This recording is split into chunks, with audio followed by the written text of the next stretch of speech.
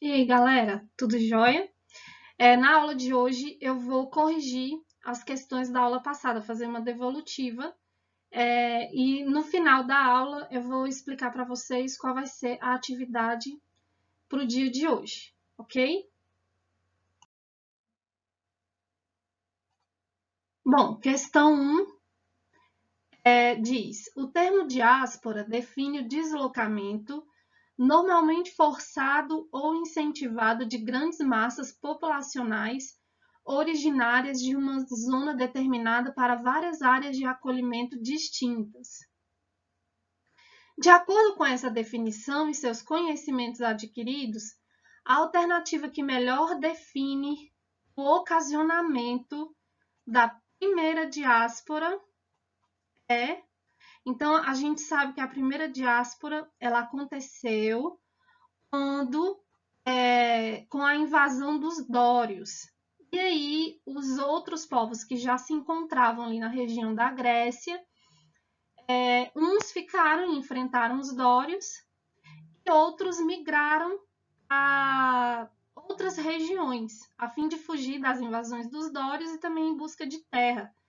E aí, com essa dispersão, com essa fuga desses gregos, aconteceu a primeira diáspora. Então, vamos ver qual é a alternativa correta? Bom, a diz: a infertilização do solo levou ao declínio da produção agrícola, fazendo com que o povo se deslocasse pelo Mediterrâneo em busca de novas formas de produção agrícola. Não, gente.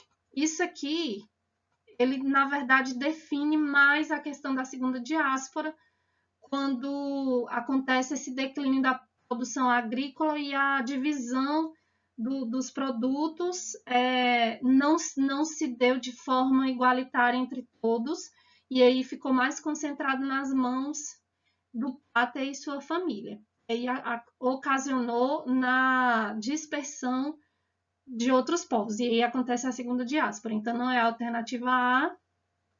Alternativa B: a fundação das cidades-estados, as quais assustaram o povo grego com uma possível rebelião da nobreza contra o imperador. Também não se trata disso.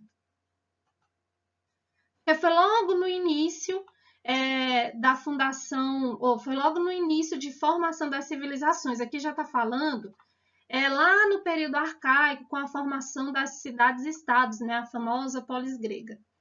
E aí, a D, a falta de solos férteis, as constantes invasões dos egípcios e a privatização da terra, levando os gregos a se dispersar pela Ásia e pela parte da Itália. Também não é essa questão. A alternativa E, nenhuma das anteriores. Então, é a alternativa C. As constantes invasões dos dórios, jônios, aqueus e eólios, o que gerou a dispersão do povo grego pelo interior. Na verdade, é mais sobre a invasão dos dórios. E aí fez com que a galera se dispersasse, né, para essas regiões litorâneas da Ásia Menor, pequenas ilhas espalhadas pelo mar Egeu. Então, a questão 1, a alternativa certa é a C. Questão 2. A cidade do Vaticano é tida como o núcleo oficial da Igreja Católica no mundo. Ela é o território soberano da Santa Sé e o local de residência do Papa, além de ser o menor país do mundo com pouco mais de 850 habitantes. Ela possui um governo próprio e autônomo, caracterizando-se como uma cidade-estado. O termo cidade-estado define, no contexto da história da Grécia. Antes de eu passar para as alternativas, eu gostaria só de contextualizar. Ele pegou um exemplo sobre a cidade do Vaticano, que fica lá na Itália, que na verdade seria uma cidade, um núcleo onde fica a sede da Igreja Católica no mundo. E aí é uma cidade pequena, tem 850 habitantes, porém ela tem um governo próprio, ela tem independência econômica, política, administrativa. Então, ela é caracterizada como uma cidade-estado. E aí, esse termo surge lá na Grécia, com a formação da polis grega, das cidades-estado. E aí, o que define uma cidade-estado grega seria a questão de cidades-estado independentes e autônomas. Uma não dependia da outra. Então, ela tem essa definição de uma cidade-estado. Ela tem governo próprio, cultura própria, religião própria, cotidiano próprio. E aí também é chamado de polis grega. Então, vamos ver qual a alternativa correta para essa questão. Cidades militares com exército próprio, como Esparta? Não. B. Cidades pertencentes aos deuses, como Atenas? Também não. Cidades completamente organizadas com base na religião, excluía-se qualquer tipo de intervenção política do homem, pois se acreditava que apenas os deuses poderiam mandar no destino? Também não.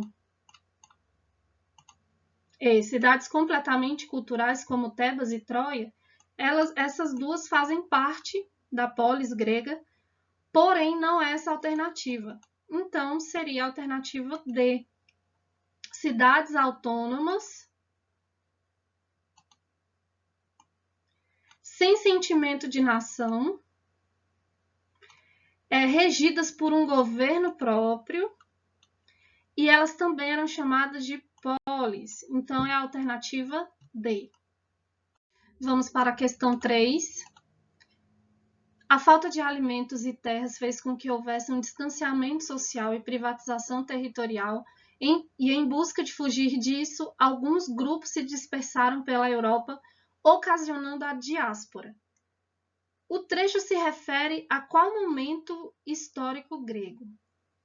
Bom, ele está pedindo, no caso, ele está falando sobre a diáspora, mas ele quer saber qual foi esse momento, se foi a primeira ou a segunda. E aqui ele nos dá várias dicas, várias palavras-chave que definem essa diáspora. 1. A falta de alimentos e terras, certo? Aí acontece um distanciamento social, fuga, né, dispersão, e também a privatização territorial. Então, a gente percebe que, percebendo essas características e essas palavras-chave, ele está falando sobre a segunda diáspora, porque foi na segunda diáspora que aconteceu a dispersão dos gênios, a desestruturação dos gênios, porque antes tudo era dividido igualitariamente entre todos, existia um líder, que era o pater, só que com o aumento populacional, a comida, a terra não era suficiente para todo mundo. E aí o pater, como líder, decidiu que boa parte da terra e dos alimentos ficaria com ele nessa divisão. E aí aconteceu a questão da privatização territorial, coisa que não existia ainda. Essa ideia de território privativo ainda não existia, era tudo de uso coletivo. E aí isso levou o restante dos gênios a se dispersarem para outros lugares. Então, ele está dizendo aqui nessa questão que é sobre a segunda diáspora. Então, vamos ver qual a alternativa? Não é a A, não é a B. A C também não, porque ela fala sobre os Ixos. Fundação de Esparta também não. Então, é a alternativa E. Essa aqui estava bem fácil, né, galera? Então, é isso. Vamos para a próxima questão. Questão 4. São fontes indispensáveis para o conhecimento dos primeiros tempos daquilo que viria a se constituir na civilização grega os poemas Ilíada e Odisseia, atribuídos a Homero. Seus versos tratam, sobretudo, de episódios e consequências relacionadas com a seguinte alternativa. Bom, eu não falei muito sobre essas duas obras, mas elas, na verdade, contavam a história da Guerra de Troia. Então, Homero, ele retratava a história de Odisseu, né, e suas aventuras, e também sobre a Guerra de Troia. E aí, tanto que como ele traz muitas informações sobre esse período, os historiadores definiram esse momento como o período homérico, que retrata essa trajetória contada nessas duas obras de Homero. Então, vamos ver qual a alternativa que diz respeito a essas duas obras. Alternativa A, o domínio do fogo ofertado pelos homens, não é. Alternativa B, a implantação da C, no caso. A implantação da democracia em Atenas, também não. Alternativa D, os combates e batalhas da Guerra do Peloponeso, também não. E a E, a conquista da Grécia pelas tropas romanas, também não. Então, gente, a alternativa B, a longa guerra contra a cidade de Troia. Eu vou passar para vocês as orientações sobre a atividade de hoje. Então, vocês vão elaborar um mapa conceitual no caderno sobre a polis, que seria as cidades-estados, que está na página 102 do livro de vocês, e sobre Esparta e Atenas, que está lá nas páginas 106 a 109. Por que eu vou pedir isso? Porque na próxima aula, na semana que vem, eu vou elaborar um vídeo explicando sobre a formação das cidades-estados, né, a polis grega, e aí vem Esparta e Atenas, que foram as duas principais, ok?